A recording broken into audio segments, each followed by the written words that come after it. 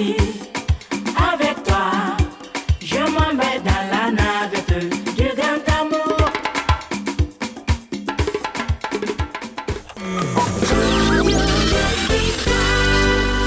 Il est 10h. Radio Côte d'Ivoire, le bulletin d'info. Sorosita. Bonjour à tous. Dans 6 mois, 60 nouveaux forages à motricité humaine seront disponibles dans plusieurs localités du Poro. C'est le fruit de la coopération bilatérale ivoiro-japonaise. Coût de réalisation de ces forages, environ 640 millions de francs CFA. Le top départ de ces travaux a été donné cette semaine par le ministre de l'Hydraulique et c'était dans la sous-préfecture de Tiro.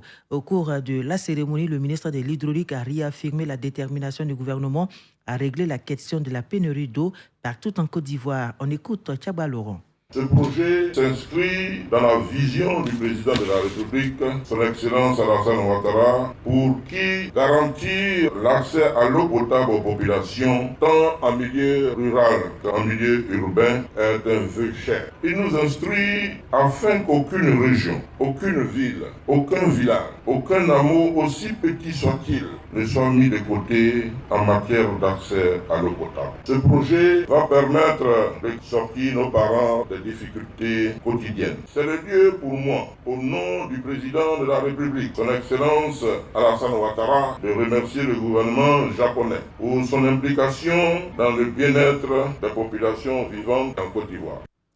Assainissement des marchés publics en Côte d'Ivoire, le projet d'appui à la gestion économique et financière continue de sensibiliser et de former les acteurs ivoiriens après les opérateurs économiques et les collectivités du district autonome d'Abidjan. Le cap a été mis sur les institutions ivoiriennes. Ainsi, près de 150 agents issus des institutions de la République ont été instruits sur le nouveau dispositif des marchés publics.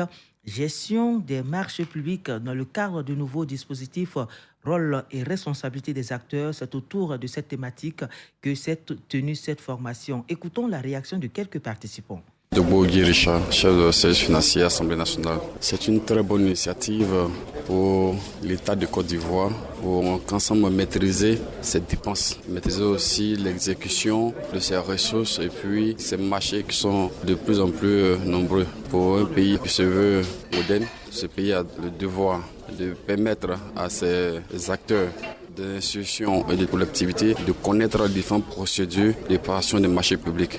Bamba Lassine, directeur des affaires financières, de la comptabilité et du patrimoine de la haute autorité pour la gouvernance. On est fini d'apprendre. Et en matière de marché public, les choses évoluent tellement vite qu'il est bien temps en tant qu'étudiant de formation pour nous mettre à niveau de nouvelles pratiques. Surtout que depuis la mise en œuvre des directives de l'UEMOA, il y a une certaine évolution qui fait qu'on passe de la situation des moyens à un budget de résultats. À tel enseigne que les règles qui évoluent, il faut donc s'adapter et se mettre à niveau. Et cette formation, nous pensons pouvoir tirer les bénéfices pour vraiment mieux.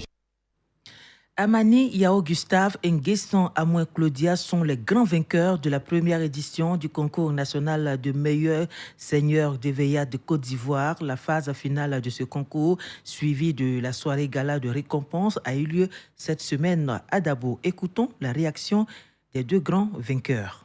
Amani Gustave, je vais encourager aussi mes jeunes frères et les sœurs. En tout cas, je leur donne le courage de continuer de faire le travail qu'on vient de faire. Je suis beaucoup content, je suis dépassé. Étant meilleur seigneur en Côte d'Ivoire, je suis beaucoup ravi. Claudia, je suis très heureuse. C'est un grand honneur pour moi de remporter cette victoire. Je dis merci à Dieu, vraiment. Je suis très contente. Je pense que c'est au niveau de l'ouverture et des questions. C'est ce qui a fait la différence, je crois. Aussi la qualité de saigner. D'abord, le métier m'a plu. J'ai aimé le métier et je me suis lancée dans le métier parce que j'ai vu qu'avec ce métier-là, je suis indépendante. Les taxis-compteurs vont continuer de circuler dans la ville d'Abidjan. La grève qu'entendaient faire les chauffeurs de transport n'aura plus lieu. L'assurance a été donnée par la Fédération ivoirienne du patronat et des exploitants de taxis-compteurs lors d'une conférence de presse. Selon cette fêtière, la suspension de cet arrêt de travail fait suite à la négociation entreprise avec le gouvernement sur certaines de leurs revendications. Des revendications qui sont entre autres les Yango, Uber et autres transporteurs. Ces derniers ne sont pas assujettis aux taxes que paient les taxis-compteurs. Des précisions avec Kone Nafirima, Elle est la présidente de la Fédération ivoirienne du patronat et les exploitants de taxi-compteurs. La FIPETK, bien que consciente de la grogne qui accourt en ce moment dans son secteur d'activité, voudrait appeler l'ensemble des acteurs, propriétaires comme conducteurs, au calme et à l'apaisement. Dans une revendication, la grève a toujours été le dernier recours lorsque toutes les voies de recours sont épuisées. Or, dans notre situation, cela n'est pas encore le cas. Nous continuons les discussions avec les autorités, les voies de négociation sont toujours ouvertes, l'État n'est pas fermé à la discussion, alors nous poursuivons le dialogue. Nous voudrions donc demander ici à nos membres ainsi qu'à nos chauffeurs de continuer à travailler dans la sérénité, qu'ils fassent confiance à leurs fêtières et au Haut Conseil du patronat des entreprises du transport routier. Nous continuons toujours les discussions avec les autorités afin de trouver une solution définitive à ce problème. Après la fête de Toussaint célébrée, une autre célébration, la commémoration des fidèles défunts. La fête des défunts est un rituel pratiqué dans de nombreuses cultures et religions pour la purification de leurs péchés. Les populations déposent des gerbes de fleurs sur les tombes de leurs défunts et de petits commerces de fleurs sont créés autour de cette célébration. Seydou Koulibaly, notre correspondant de la capitale politique, a fait un tour chez les vendeurs de fleurs. La Toussaint est l'occasion d'honorer l'ensemble des saints. Un jour exceptionnel pour Marcelin Quadio, rencontré juste après la prière à la cathédrale Saint-Augustin de Yamoussoukro. En célébrant cette fête, le Christ veut nous dire que tout homme est appelé à être saint, tout homme est appelé à entrer dans le royaume des cieux, tout homme est appelé à partager sa divinité, à partager sa paix, en commençant déjà sur la terre. En Côte d'Ivoire, les gens choisissent ce jour férié pour se recueillir ou déposer des gerbes de fleurs sur les tombes de leurs proches disparus. Une occasion pour les vendeurs de fleurs installés près des cimetières d'en tirer profit. C'est la fête. Il faudrait qu'on gagne un peu parce que tout a augmenté sur le marché. Les livreurs augmentent leurs fleurs, donc ça fait que c'est un peu cher.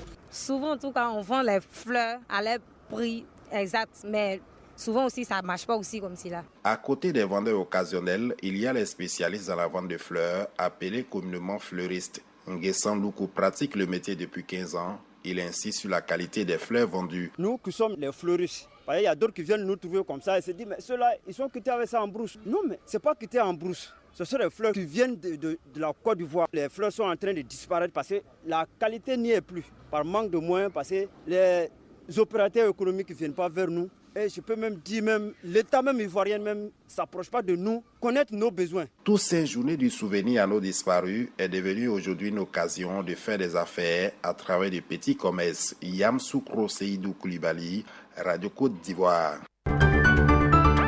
Dans l'actualité internationale, il y a 8 ans que nos confrères Ghislaine Dupont et Claude Verlon ont été assassinés à Kidal. Le 2 novembre 2013, ils étaient en reportage lorsqu'un commando de 4 personnes les a enlevés puis assassinés à quelques kilomètres de la ville. Un assassinat revendiqué par Al-Qaïda au Maghreb islamique. 8 ans plus tard, de nombreuses zones d'ombre subsistent toujours. L'enquête judiciaire se poursuit en France et au Mali. Il ne reste désormais plus qu'un ravisseur encore en vie. Première journée du sommet sur le climat à Glasgow. De nombreux chefs d'État ont déjà pris la parole, dont plusieurs dirigeants africains. À la tribune, les présidents de la Mauritanie, du Gabon, de RCA, du Congo-Brazzaville et de Zambie. Notamment, ils ont mis l'accent sur les lourdes conséquences qu'a déjà le dérèglement climatique dans leurs pays respectifs et plus généralement sur le continent africain. C'était le bulletin d'info présenté par Sorosita.